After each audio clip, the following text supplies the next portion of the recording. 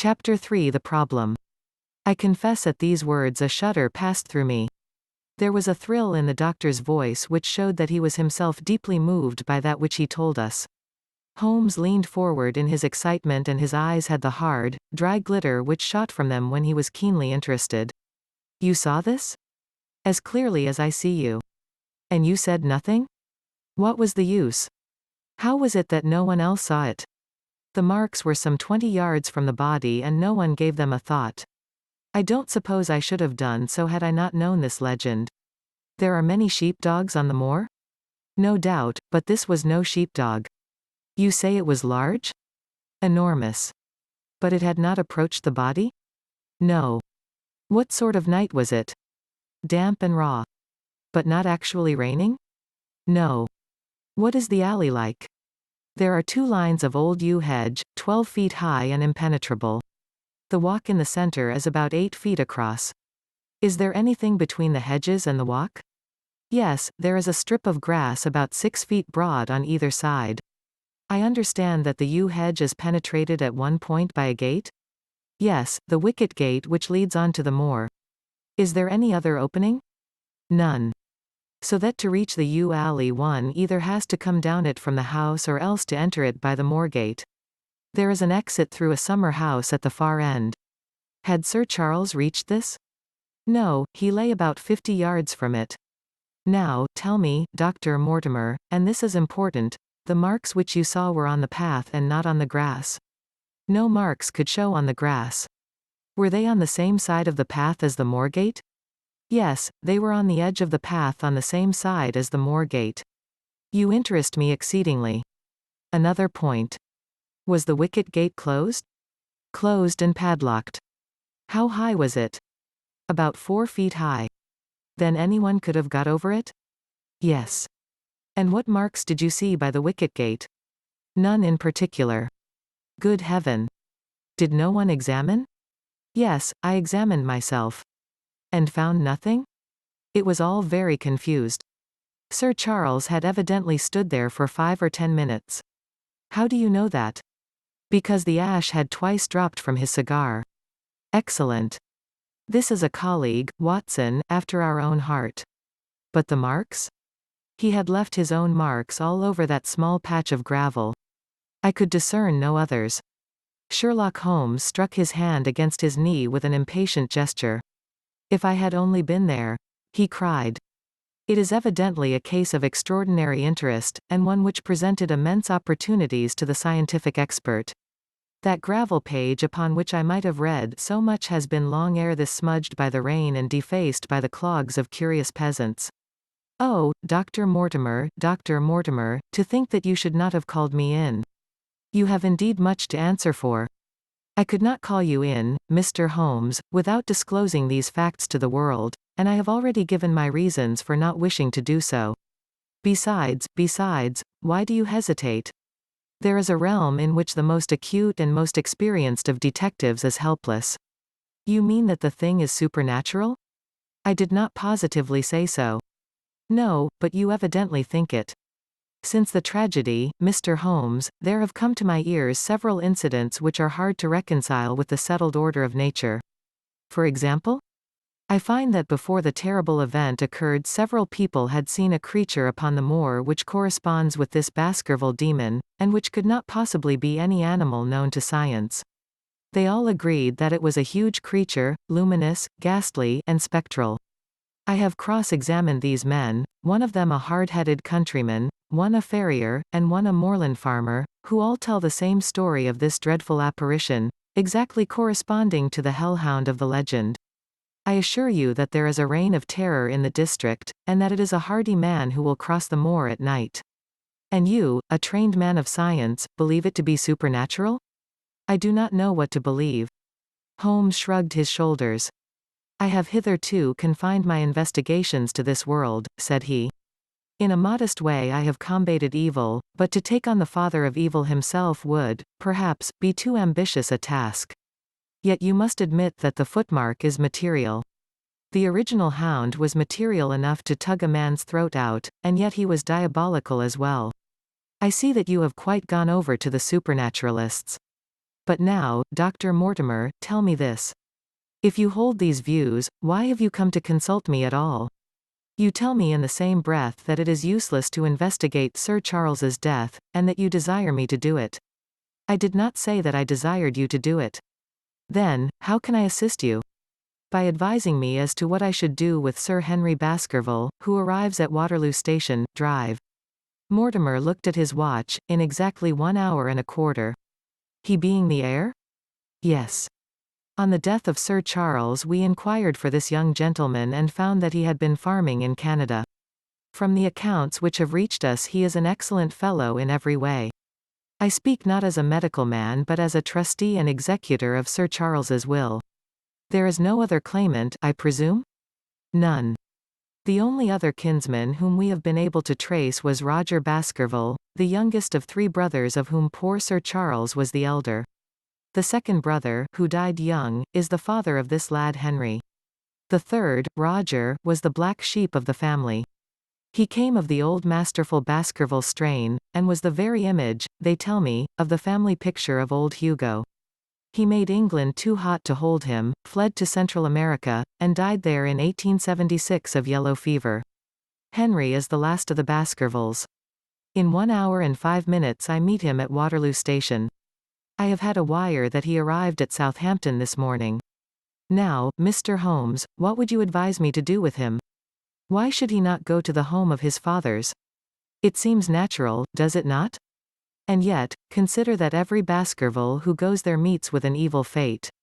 I feel sure that if Sir Charles could have spoken with me before his death he would have warned me against bringing this, the last of the old race, and the heir to great wealth, to that deadly place. And yet it cannot be denied that the prosperity of the whole poor, bleak countryside depends upon his presence. All the good work which has been done by Sir Charles will crash to the ground if there is no tenant of the hall. I fear lest I should be swayed too much by my own obvious interest in the matter, and that is why I bring the case before you and ask for your advice. Holmes considered for a little time. Put into plain words, the matter is this, said he. In your opinion there is a diabolical agency which makes Dartmoor an unsafe abode for a Baskerville, that is your opinion? At least I might go the length of saying that there is some evidence that this may be so. Exactly. But surely, if your supernatural theory be correct, it could work the young man evil in London as easily as in Devonshire. A devil with merely local powers like a parish vestry would be too inconceivable a thing. You put the matter more flippantly, Mr. Holmes, than you would probably do if you were brought into personal contact with these things. Your advice, then, as I understand it, is that the young man will be as safe in Devonshire as in London. He comes in 50 minutes. What would you recommend? I recommend, sir, that you take a cab, call off your spaniel who is scratching at my front door, and proceed to Waterloo to meet Sir Henry Baskerville. And then? And then you will say nothing to him at all until I have made up my mind about the matter. How long will it take you to make up your mind? 24 hours. At 10 o'clock tomorrow, Dr. Mortimer, I will be much obliged to you if you will call upon me here, and it will be of help to me in my plans for the future if you will bring Sir Henry Baskerville with you. I will do so, Mr. Holmes. He scribbled the appointment on his shirt cuff and hurried off in his strange, peering, absent-minded fashion. Holmes stopped him at the head of the stair. Only one more question, Dr. Mortimer. You say that before Sir Charles Baskerville's death several people saw this apparition upon the moor? 3 people did. Did any see it after? I have not heard of any. Thank you. Good morning. Holmes returned to his seat with that quiet look of inward satisfaction which meant that he had a congenial task before him. Going out, Watson? Unless I can help you. No, my dear fellow, it is at the hour of action that I turn to you for aid. But this is splendid, really unique from some points of view. When you pass Bradley's, would you ask him to send up a pound of the strongest shag tobacco? Thank you. It would be as well if you could make it convenient not to return before evening. Then I should be very glad to compare impressions as to this most interesting problem which has been submitted to us this morning. I knew that seclusion and solitude were very necessary for my friend in those hours of intense mental concentration during which he weighed every particle of evidence, constructed alternative theories, balanced one against the other, and made up his mind as to which points were essential and which immaterial. I therefore spent the day at my club and did not return to Baker Street until evening. It was nearly 9 o'clock when I found myself in the sitting room once more. My first impression as I opened the door was that a fire had broken out, for the room was so filled with smoke that the light of the lamp upon the table was blurred by it. As I entered, however, my fears were set at rest, for it was the acrid fumes of strong coarse tobacco which took me by the throat and set me coughing. Through the haze I had a vague vision of Holmes in his dressing gown coiled up in an armchair with his black clay pipe between his lips. Several rolls of paper lay around him. "Caught cold, Watson?" said he. "No, it's this poisonous atmosphere. I suppose it is pretty thick, now that you mention it." "Thick. It is intolerable." "Open the window, then." "You have been at your club all day, I perceive." "My dear Holmes. Am I right?" "Certainly, but how?" He laughed at my bewildered expression. "There is a delightful freshness about you, Watson, which makes it a pleasure to exercise any small powers which I possess at your expense. A gentleman goes forth on a showery and miry day. He returns immaculate in the evening with the gloss still on his hat and his boots. He has been a fixture therefore all day. He is not a man with intimate friends. Where, then, could he have been? Is it not obvious? Well, it is rather obvious. The world is full of obvious things which nobody by any chance ever observes. Where do you think that I have been? A fixture also. On the contrary, I have been to Devonshire. In spirit? Exactly.